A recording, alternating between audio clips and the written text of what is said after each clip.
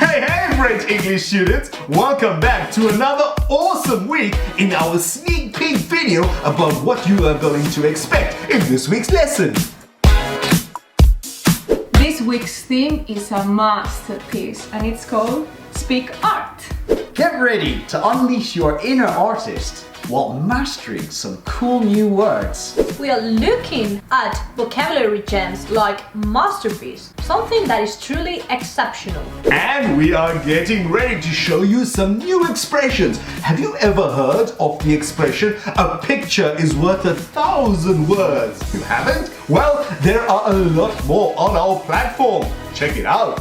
And hold on to your paintbrushes, because this week we are brushing up on our irregular verbs past tense. You know, those sneaky ones with that crazy pronunciations. That's right, we'll show you how to conquer those tricky verbs and say them like a pro.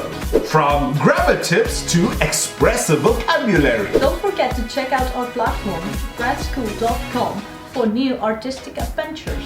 We've got a mountain worth of resources waiting for you to be explored. So get ready, it's time to sketch out new words, paint with expressions and brush up the grammar like never before. So enjoy the lesson and see you in class!